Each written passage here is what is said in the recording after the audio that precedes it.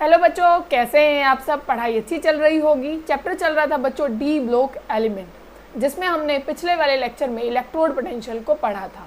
और आज हमें पढ़ना है बच्चों, पहले हम पढ़ेंगे आयनाइजेशन एनर्जी के बारे में। किसके बारे में बच्चों? आयनाइजेशन एनर्जी के बारे में। तो आप मुझे ये बताइए कि आयनाइजेशन एनर्जी का मतलब क्या होता है। देखो, जो एनर्जी लगती है किसी भी एटम को किस में कन्वर्ट करने के लिए बच्चों? आयन में कन्वर्ट करने के लिए, उसी को आप क्या नाम देते हैं बच्चों? Ionization energy. ठीक है, अब देखिएगा, मान लीजिए आपके पास Na है और Na से आपको क्या बनाना है बच्चों? Na positive. ठीक है, तो यही क्या है, जो इसका वैलेंस इलेक्ट्रॉन आपने जो निकाला है उसमें जितनी एनर्जी आपको लगी है वही उसकी आयनाइजेशन एनर्जी होगी। और आपको एनर्जी देनी पड़ती है क्योंकि आपको इलेक्ट्रॉन वहाँ से बाहर निकालना है। ठीक है, एनर्जी बाहर नहीं निकलेगी, आपको एनर्जी देनी पड़ेगी। उसी को आप क्या बोलते हैं बच्चों? Ionization energy. हमें ये किस में निकालनी है बच्चों? हमें ये ट्रेंड देखना है अपने डी ब्लॉक एलिमेंट में। कौन कौन से एलिमेंट है? मान लीजिए आप स्कैंडियम से लेके कहाँ तक आप सारा लिख रहे हैं बच्चों? जिंक तक। कहाँ तक लिख रहे हैं? जिंक तक। और आप कोई भी ग्रुप मान सकते हैं। मान लीजिए आप आयरन वाला मान रहे हैं। ठीक है, आयरन के नीचे कौन है? यहाँ पे Ru और फिर क्या है बच्चों? ओस्मियम। ठीक है, ये और यहाँ पे इसके पहले क्या आएगा? Mn। ये क्या हमने याद किया था? मन Pc रे। ठीक है, ये क्या है? मैंगनीज। ये क्या है? टेक्नीशियम। और ये क्या है? रेनियम। ठीक है, देखो अब आपके पास ये 3D एलिमेंट्स होते हैं, फिर क्या आते हैं बच्चों? 4D एलिमेंट्स, फिर क्या है? 5D element. पहली बात तो यहाँ कोई रेगुलर ट्रेंड नहीं होता है। क्या है बच्चों? कोई रेगुलर ट्रेंड नहीं है। पर एक चीज़ हमें पता है कि अगर आप डाउन द ग्रुप वैसे जाते हैं, जो जर्नल आपने देखा है तो आपने ये सुना है कि अगर डाउन द ग्रुप जाते हैं तो आयनाइजेशन एनर्जी कम हो जाती है। क्या हो जाती है बच्चों? डिक्रीज हो जाती है। कैसे? आपने ये पढ़ा था, तब आप 10th क्लास में भी पढ़ा था और ये आपने 11th में भी पढ़ा था कि अगर डाउन द ग्रुप जाते हैं तो जो शेल है बच्चों वो क्या है? बढ़ती जाती है। ठीक है ना, ऐसे बढ़ती जाती है तो इलेक्ट्रॉन न्यूक्लियस से दूर होता जाता है, तो इलेक्ट्रॉन निकालना बहुत आसान हो जाता है। और आसान हो गया मतलब कि एनर्जी आपकी कम लगने वाली है। ऐसा ही हमने पढ़ा था। पर यहाँ पे बच्चों क्या होता है, आपने अगर देखा तो यहाँ पे हमने क्या पढ़ा था कि भाई यहाँ F ब्लॉक के एलिमेंट भी आ जाते हैं। ऐसे ही पढ़ा था हमने कि यहाँ से 14 एलिमेंट गायब हैं लेंथेनम के बाद। ठीक है, लेंथेनम के बाद क्या है? जो 14 एलिमेंट है वो गायब हैं, जिसकी वजह से बच्चों क्या होता है कि जो आपने लेंथेनॉइड कॉन्ट्रैक्शन पढ़ा था कि पुअर शेल्डिंग इफेक्ट होता है डी का भी और एफ का भी। ठीक है ना, जिसकी वजह से क्या होता है कि जो न्यूक्लियर चार्ज होता है बच्चों वो लास्ट वाली शेल को ऐसे फ्रीली नहीं घूमने देता, वो बहुत ज़्यादा क्या है उसकी न्यूक्लियस की तरफ अट्रैक्शन रहती है। बात समझ गए? तो इसका मतलब क्या है बच्चों? अगर आप डाउन द ग्रुप जा रहे हैं, अगर देखो क्या कंपेयर करोगे, अगर आप 3D से और 4D को कंपेयर करें कि किसकी आयनाइजेशन एनर्जी ज़्यादा होगी, तो किसकी ज़्यादा होती है बच्चों? 3D की। ठीक है, क्योंकि मैंने क्या बोला कि अगर हम नीचे जाएंगे तो सिर्फ 3D और 4D में कंपेयर कर रहे हैं तो 3D की आयनाइजेशन एनर्जी ज़्यादा है। ठीक है, फिर अगर बच्चों आप 4D और 5D में कंपेयर करें, क्योंकि यहाँ पे लेंथेनॉइड्स नहीं आते हैं, यहाँ पे लेंथेनॉइड नहीं आते हैं। किसके बाद? जो आप लेंथेनम, और उसके बाद सीधा कौन आ जाता है बच्चों? हाफनियम। ठीक है, ये 57 होता है और ये 72। इनके बीच में जो 14 एलिमेंट गायब हैं, यहाँ पे क्या होते हैं बच्चों? यहाँ से शुरू होता है सारा पंगा F ब्लॉक एलिमेंट की वजह से। तो अब क्या हो गया? 3D की सबसे ज़्यादा है। ठीक है, किसके कंपैरिजन में? अगर आपको कोई 3D और 4D का कंपेयर कराए, पर बच्चों 5D की बहुत ज़्यादा क्या हो जाती है? आयनाइजेशन एनर्जी, क्योंकि बहुत ज़्यादा न्यूक्लियर चार्ज बढ़ जाता है, नंबर ऑफ इलेक्ट्रॉन बहुत ज़्यादा बढ़ गए हैं और पुअर शेल्डिंग इफेक्ट आ गया है। तो ऑल ओवर आपके पास जो ट्रेंड बना, जो ऑल ओवर ट्रेंड आपके पास बना, वो क्या बना बच्चों? ट्रेंड बना कि सबसे ज़्यादा है 5D की, फिर हो गई है बच्चों 3D की, और फिर किसकी हो गई है बच्चों? आपके पास क्या बच गया? 4D। ठीक है, तो कोई रेगुलर ट्रेंड आपके पास नहीं है। तो ये आपको याद रखना होगा कि सबसे ज़्यादा हो गई है 5D की, फिर किसकी है बच्चों? 3D की, और फिर किसकी है? 4D एलिमेंट की आयनाइजेशन एनर्जी ज़्यादा है। ठीक है, अब अगर बात करें आप बच्चों, अगर आप लेफ़्ट टू राइट मूव करते हैं, ठीक है, लेफ़्ट टू राइट मूव करते हैं तो आपको निकालनी पड़ेगी। ठीक है, आप ऐसे नहीं बता सकते, कोई ट्रेंड नहीं है कि स्कैंडियम है, फिर टाइटेनियम है और वेनेडियम है। मान लीजिए आपको कोई कन्फिग्रेशन लिख के दे रहा है, टाइटेनियम की है, टाइटेनियम की कन्फिग्रेशन होती है बच्चों, इसका एटॉमिक नंबर है 22, तो कन्फिग्रेशन क्या लिखेंगे 3d2 और 4s2, ठीक है। और अगर आपसे Mn की लिखवाई जाए, ठीक है, या आपसे क्रोमियम की लिखवाई जाए, तो क्रोमियम की क्या होती है बच्चों 3d5 और 4s1। तो इसकी फर्स्ट आयनाइजेशन एनर्जी बहुत कम है, पहला इलेक्ट्रॉन निकालने के लिए एनर्जी ज़्यादा नहीं लगती है, क्योंकि जैसे ही पहला इलेक्ट्रॉन निकालोगे तो ये एक हाफ फील्ड कन्फिग्रेशन बन जाएगी जो कि बहुत ज़्यादा स्टेबल है, बहुत आराम से हो जाएगा। तो इसकी फर्स्ट आयनाइजेशन एनर्जी बहुत कम है। पर अगर आपसे कोई क्रोमियम की सेकेंड आयनाइजेशन एनर्जी पूछे तो वो एनर्जी बहुत ज़्यादा होगी। क्यों बच्चों? क्योंकि आपके पास ओरिजिनल कन्फिग्रेशन ये थी 3d5 और 4s1, एक इलेक्ट्रॉन आपने बाहर निकाल दिया, एक चला गया, एक और इलेक्ट्रॉन आपको हाफ फील्ड में से निकालना पड़ेगा, जो कि बहुत मुश्किल बात है। क्यों है बच्चों मुश्किल बात? क्योंकि आपको ये कहाँ से बाहर निकालना पड़ेगा, ये आपको एक हाफ फील्ड कन्फिग्रेशन से बाहर निकालना पड़ेगा, जो कि आसान नहीं है हमारे लिए, ठीक है। और फिर आप इतनी बात समझ के ना कि ये क्या होगी, ज़्यादा होगी। अब आपसे ऐसे ही कॉपर की पूछी जाए, ठीक है, कॉपर की क्या होगी बच्चों 3d10 और 4s1।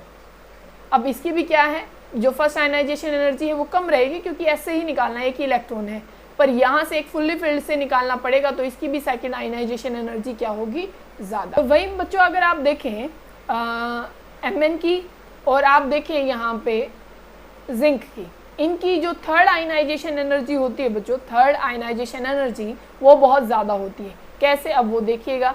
Mn का क्या होता है बच्चों, और जिंक की भी, दोनों की कन्फिग्रेशन लिखिए, फटाफट लिखिए। Mn की क्या होती है? Mn की होती है 3d5 और 4s2। और जिंक की क्या होती है बच्चों? जिंक की होती है ये 3d10 और 4s2।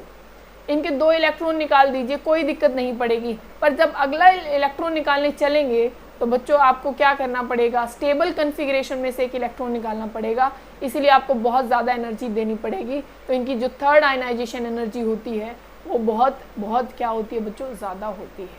तो आपको कन्फिग्रेशन देख के ही आपको आयनाइजेशन एनर्जी बतानी पड़ेगी, तभी आप देख के बताते हैं कि फर्स्ट ज़्यादा है, सेकंड ज़्यादा है, वो देख के आपको, और वही क्वेश्चन में कंपेयर आपसे करवाया जाता है, ठीक है। तो सबसे पहले आप कन्फिग्रेशन ही लिख लेंगे, ठीक है बच्चों। इतनी बात आप सबको समझ में आ गई है। अब बच्चों हम बात करेंगे ऑक्सीडेशन स्टेट की, कि ऑक्सीडेशन स्टेट को कैसे निकाला जाता है, ठीक है। ऑक्सीडेशन स्टेट के बारे में आप पढ़ेंगे।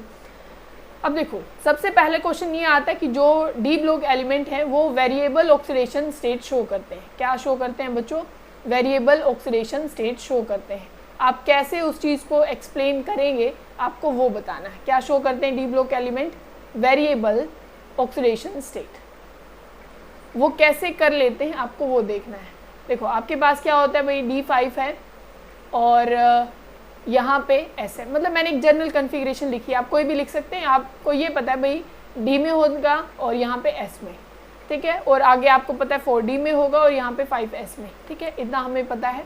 तो D और S के बीच में जो एनर्जी गैप होता है बच्चों वो बहुत कम होता है, जिसकी वजह से ये ऑक्सीडेशन स्टेट ज़्यादा शो कर पाते हैं। मतलब आप क्या देखते हैं, वैसे तो आप +1 भी देखते हैं, ठीक है, आप +2, क्योंकि आपको ये किस में मिलती है, Ag में, सिल्वर में देखने को मिलती है ना। AgCl आप देखते हैं, मिलती है कि नहीं, 2 भी करते हैं और +8 तक जाते हैं। ओस्मियम आपने ऑक्साइड देखा होगा, OSO4, ठीक है, इसमें +8 में है, ठीक है। तो ये हायर ऑक्सीडेशन स्टेट तक अपने जाते हैं। और वेरिएबल ऑक्सीडेशन स्टेट क्यों शो कर पाते हैं बच्चों? क्योंकि इनके जो बीच में जो डिफरेंस रहता है वो बहुत कम होता है एनर्जी का। अब देखिएगा अगर आप डाउन द ग्रुप जाते हैं बच्चों, क्या है, डाउन द ग्रुप जाते हैं, तो मान लीजिए आपके पास है टाइटेनियम की अगर आप बात करते हैं, T यहाँ पे लिखते हैं हम ज़रा और नीचे लिखते हैं बच्चों हाफ, HF, हाफ नियम, ये टाइटेनियम, ये ज़िरकोनियम, ये हाफ नियम। तो होता क्या, आप किसी भी उसमें बात कर सकते हैं, पर मैं डाउन द ग्रुप की हम बात कर रहे हैं। तो इसमें क्या है बच्चों, अगर आप नीचे जाते हैं तो जो हायर ऑक्सीडेशन स्टेट होती है वो ज़्यादा स्टेबल होती है। मतलब कि अगर एक तो आप टाइटेनियम में बात करें कि भाई टाइटेनियम तो इतना तो नहीं जाएगा, ठीक है, आप Mn की बात कर लीजिए, वहाँ पे चला जाएगा, ठीक है, मन, और यहाँ पे Tc रे। या फिर आप बात करें आयरन वाले की, क्योंकि वो 8 तक भी चले जाएंगे, ठीक है, वो क्या हो जाएगा, आयरन, और फिर आगे क्या है, फीरू, हमने कैसे याद किया था, फीरू, और ये क्या आ जाएगा, OS, ठीक है। अब देखो ये 8 तक जाता है कि नहीं जाता। तो वहीं अगर आप ओस्मियम की +8 की बात करें और आयरन की +8 की बात करें तो बच्चों आयरन का +8 आपने देखा भी नहीं होगा, नहीं देखा है ना, पर ओस्मियम +8 में रहता है। तो यही मैं बता रही हूँ कि डाउन द ग्रुप जो हायर ऑक्सीडेशन स्टेट है बच्चों वो स्टेबल रहती है।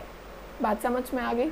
और अगर आप क्या करते हैं बच्चों, ये कई बार कंपेयर करवा लिया जाता है, ठीक है, कि एक तो इसकी दे देंगे, मान लीजिए इसकी ऐसे दे दी +5 दे दी, इसकी दे दी, ठीक है ना। तो आपको कंपेयर करना होगा कि हायर ऑक्सीडेशन स्टेट में स्टेबल कौन रहने वाला है। तो down the group higher oxidation state stable रहती है और इसका vice versa, lower oxidation state में ऊपर वाले ज़्यादा स्टेबल रहेंगे, ठीक है।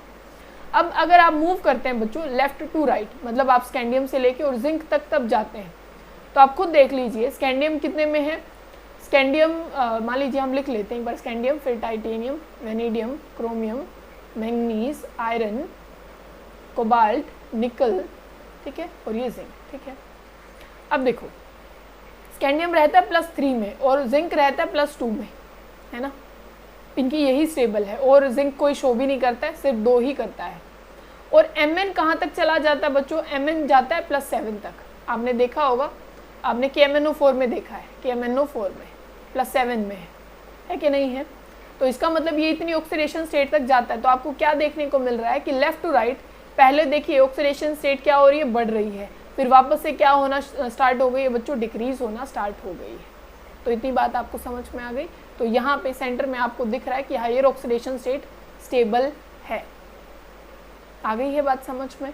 और यहीं से बहुत सारे क्वेश्चन सॉल्व करने होते हैं आपको। कैसे, मान लीजिए आपको दे रखा है बच्चों Fe2 पॉजिटिव है, कन्फिग्रेशन क्या लिखेंगे Fe2 पॉजिटिव की, आप लिख देंगे, इसकी लिखेंगे एक्चुअल में क्या होता है D6 और 4s2।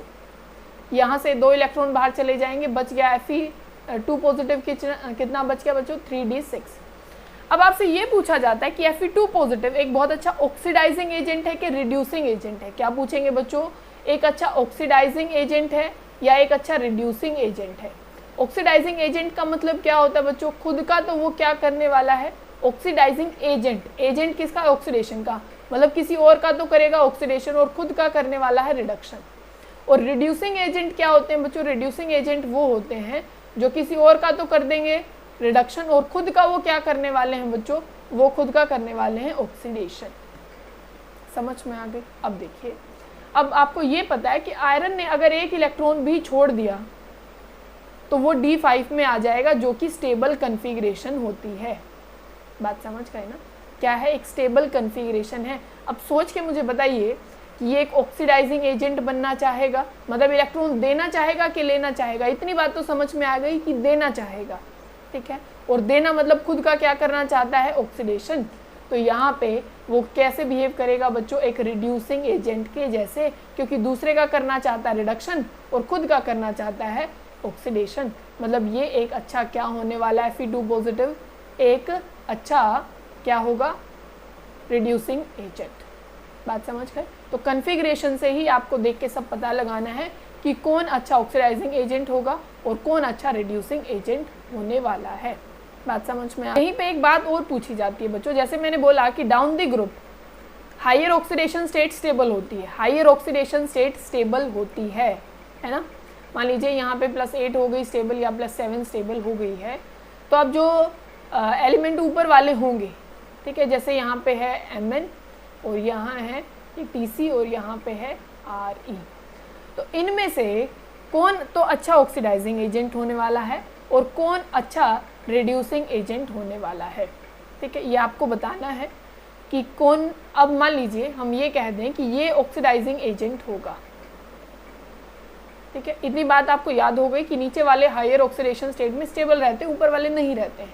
तो ये ऑक्सीडाइजिंग एजेंट हैं, खुद का तो करना चाहते हैं रिडक्शन, मतलब अगर हायर ऑक्सीडेशन स्टेट में गए, बात समझिए ना, मान लीजिए इसको आप बोल रहे हैं कि ये +7 में चला गया, तो ये क्या करना चाहेगा, ये ऑक्सीडाइजिंग, आपको वैसे भी पता है कि MnO4 एक ऑक्सीडाइजिंग एजेंट है, बहुत अच्छा है कि नहीं है। अब ये ऑक्सीडाइजिंग एजेंट क्यों बना, क्योंकि ये हायर ऑक्सीडेशन स्टेट में नहीं रहना चाहता है बच्चों। ऑक्सीडाइजिंग एजेंट मतलब दूसरे का तो ऑक्सीडेशन और खुद का रिडक्शन, मतलब वापस कहीं जाना चाहता है +5 में या +3 में, कुछ ऐसे जाना चाहता है, मतलब लोअर ऑक्सीडेशन की तरफ मूव करना चाहता है। तो इसी वजह से ऐसा होता है, ऊपर वाले आपको सारे ऑक्सीडाइजिंग एजेंट मिलेंगे और नीचे वाले आपको मिलेंगे बच्चों रिड्यूसिंग एजेंट। तो ये चीज़ आपको ध्यान रखनी है, ठीक है।